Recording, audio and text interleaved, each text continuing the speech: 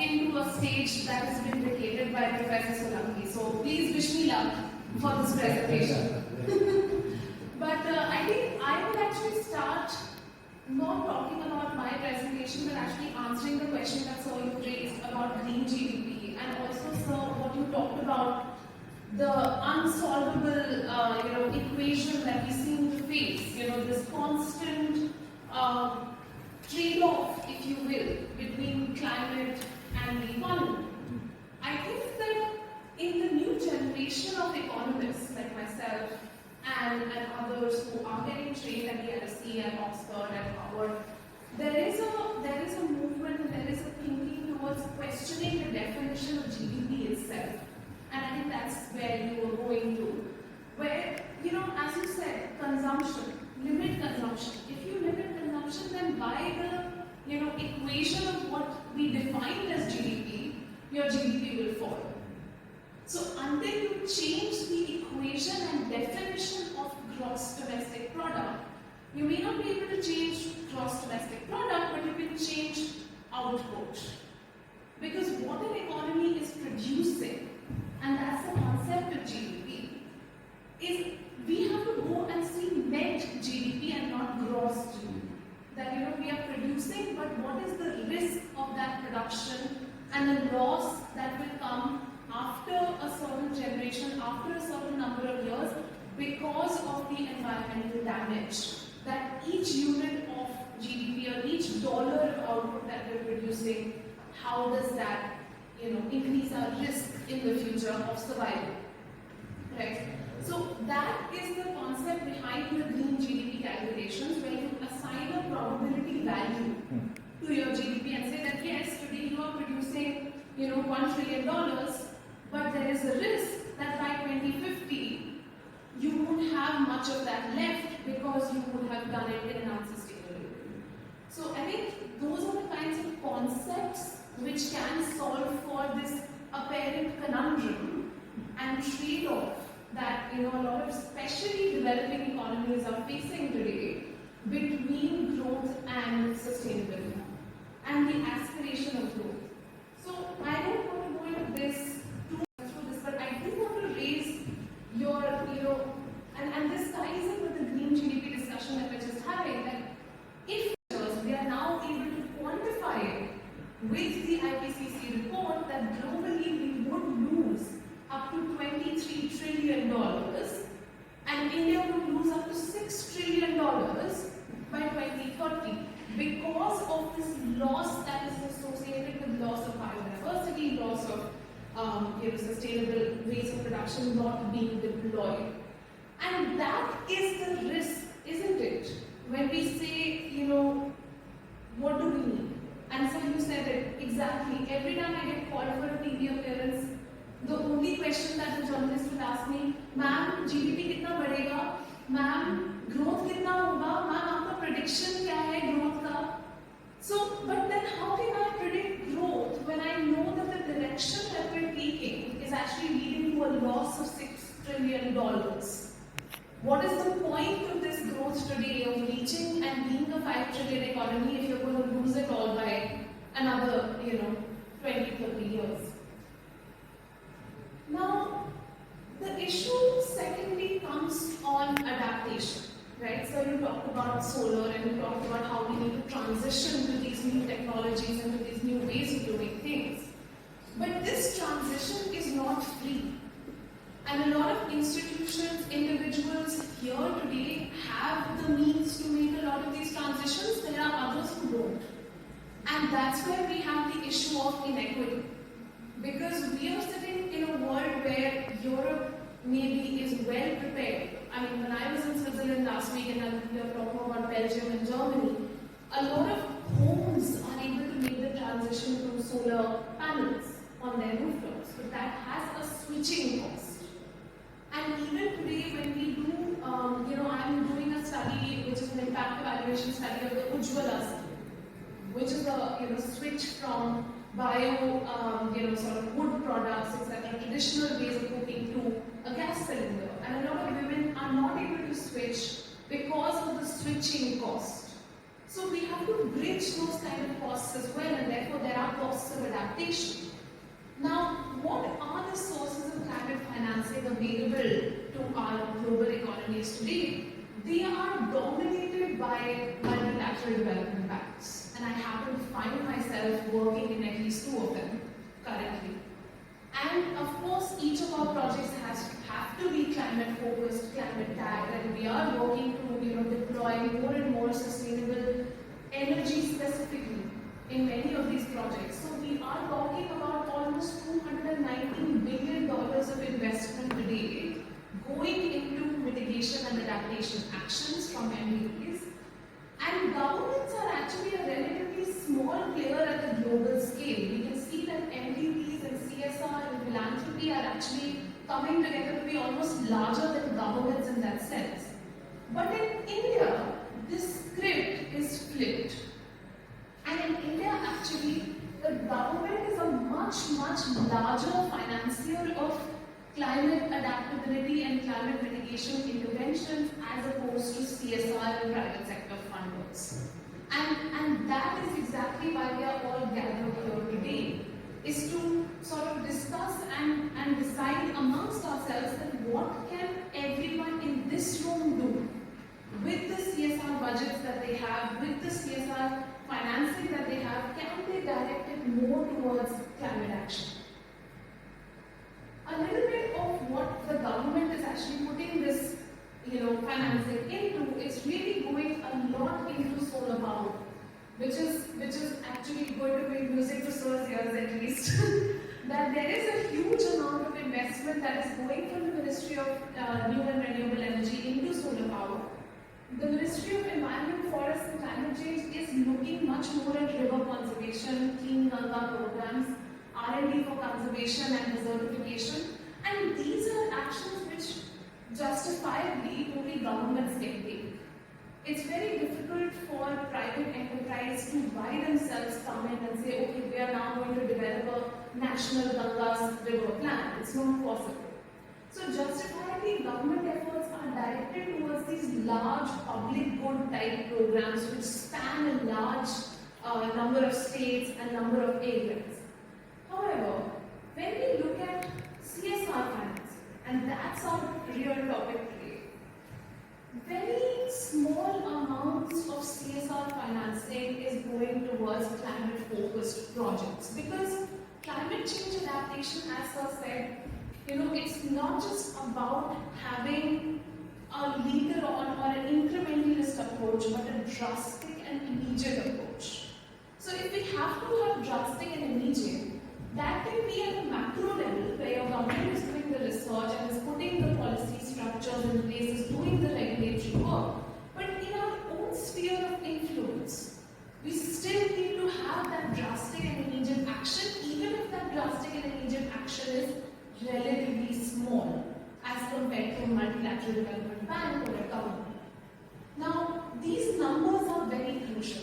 So when we got the CSR mandate somewhere around 2013-2014 of investing 2% of profitability into CSR funds, we saw 15% growth in the total amount of funding that was going towards CSR over the last 7 years. Now, when we look at the breakup of this as per the Ministry of Corporate Affairs report, we can clearly see that in no year has financing for environment-focused initiatives exceeded 10%. In fact, in 2020, because of the pandemic, there was a huge fall in the allocations towards climate-focused initiatives. It came down to 5%. And on an average, over this 6-7 year period, it has stood at around 9%. Now, where is this money actually going and what types of projects? There are small projects there is a Clean Ganga Fund which the government of India has established. A lot of people are simply sending their CSR funds to the Clean Ganga Fund, and that is qualifying as CSR, which means that they are not doing projects in their own area of influence or in their own area where they are manufacturing, but rather going towards investing in something that the government is doing. That's okay to start with, but there is a lot more that can be done beyond just contributing to a national government initiative. There's also some amount going to animal welfare, which is getting classified as environmental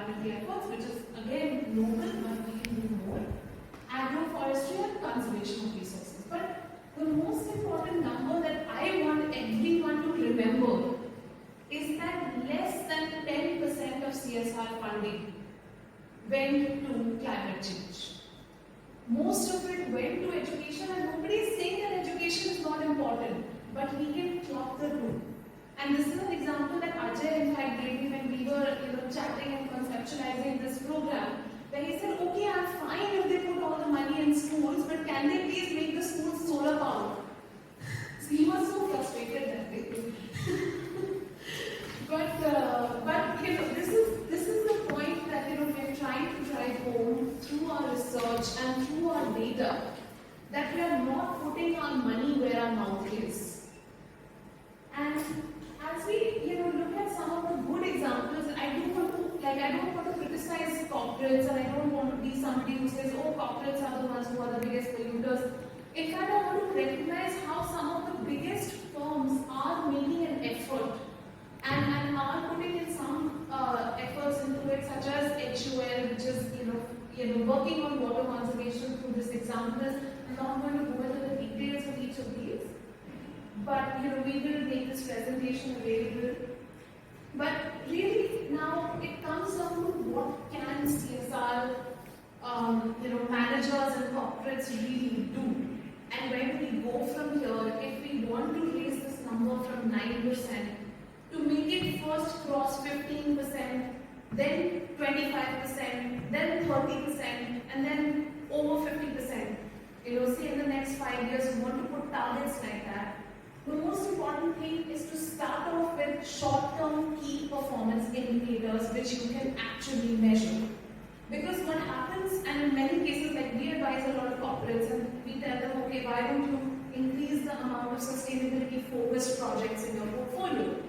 They say, oh, because we can't show the results. We have to show it to our board that we achieved X, Y, Z. These many girls went to school, we want to show that, and therefore we cannot show this. But if you work with think tanks and with academic institutions and with all of us here, we can always come up with short-term key performance indicators that are measurable and that are visible, and where the results can be clearly communicated. That yes, we ensured that these many solar panels were put, or we ensured that water conservation of X liters was conducted, or water recycling of so much was conducted. So through developing short-term key performance indicators, a long-term project can be supported, and that can help in justifying to senior and board members that this is being done. It's important. The second thing is also related. It's about measurement of the climate-linked interventions themselves. It's important that we are not only just collecting information when we're putting in financing for a project, but also just looking at the impact of it on the community. When we have water conservation, it's not just that the water is getting conserved, it is that the livelihoods of that community are improving, the health outcomes are improving, the impact is improving. Women are probably falling ill less because they have access to better sanitation. All of these broader socio-economic impacts which emerge from climate-focused projects need to be measured and then linked with the project that you're choosing to finance under your CSR portfolio. The third thing, which is what Ajay and I really is the growth of this idea, incorporating green lens into non-climate interventions. So whether it's a health intervention, whether it's a COVID-focused intervention, whether it's an education intervention, whether it's a gender intervention, all of these can have a climate lens. And that's something that we do at Nikore Associates all the time, where we put a gender lens on everything. If you're making a bus station, I tell you how to make it women-friendly, because otherwise it wouldn't be women-friendly.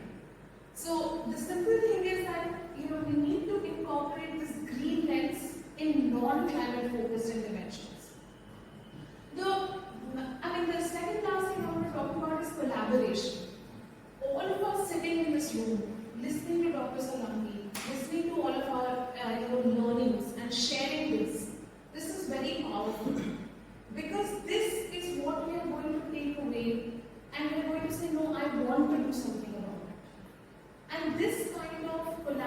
collaboration, partnership, going and collaborating with think tanks and with NGOs and with experts who have expertise in this area is how you can implement better. So this collaboration is very powerful. And the last thing is around industry associations. There are some industry associations who are present here in Kolkata, especially we have a culture of very strong industry associations like the Bengal Chamber, like CII and Bharat Chamber and others. If at an industry association level, we can start fostering knowledge sharing, we can start saying, you know what, ABC did this, and you can actually think about it, you can look at it, you can go there and see their intervention and see how you can implement it in your firm. That can be very powerful.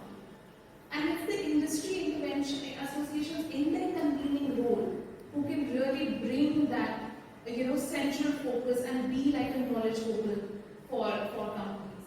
And especially for MSMEs, because MSMEs often have a much smaller CSR budget than the large enterprises. So I think with that, I will just simply conclude and say that I really thank everyone for being here, and I don't think, as an economist, I can say I don't think that we are necessarily having to always make the trade-off between growth and and climate change and conservation. We have to simply start valuing energy conservation and conservation of the environment, placing a value on it, placing charges on over-consumption, and then we will be actually able to incentivize or rather disincentivize over-consumption. So thank you so much. Thank you.